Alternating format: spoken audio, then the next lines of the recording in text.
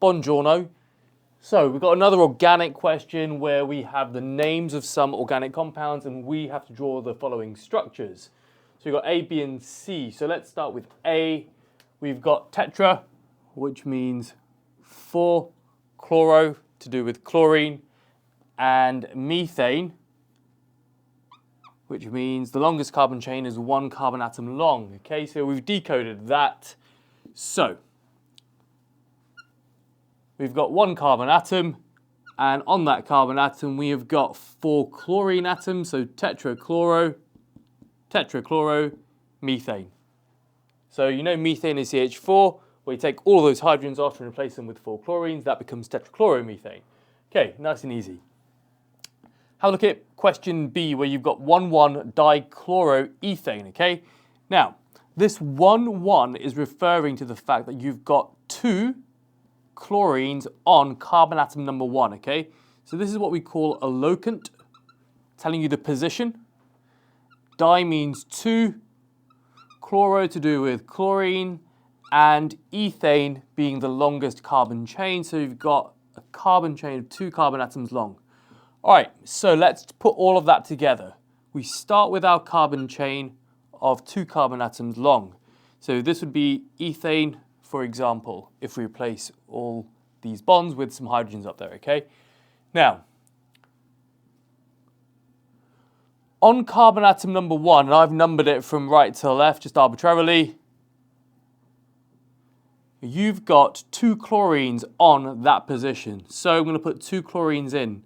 So you can see that this is 1,1-dichloro, and because it's ethane, I'm going to put some hydrogens there on the remaining bonds. So this is 1,1-dichloroethane. Done. Let's have a look at question C. So you've got 1,2-Dibromocyclohexane. Okay, cool. So like we said, this is the position or the locant of 2 bromine atoms, and we've got a cyclic alkane here, and it is a cyclic alkane, and because it's hexane, 6 carbon atoms in that chain. So something like this. Let's number it from the top: 1, 2, 3, 4, 5, and 6. Okay, so you've got 1,2-Dibromocyclohexane, and what we're going to do is just put in our bonds, but not actually populate them just yet. Okay, 1,2-Dibromo, so we're going to put a bromine atom on carbon number 1 and a bromine atom on carbon number 2. So that becomes 1,2-Dibromo. So we've done this bit and this bit, okay? We've also done cyclohexane. So what do we have to put in on the remaining bonds? We have to put our hydrogens.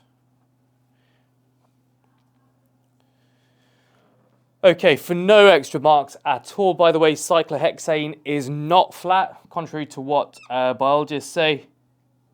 It actually has this sort of chair and boat structure, okay? So if you want, if that was carbon atom number 1, you could do something like this. So that'd be 1,2-Dibromocyclohexane. And thank you for watching. Ta-ta. If you're enjoying this content, please subscribe to my channel and click the link in my description to sign up to my course.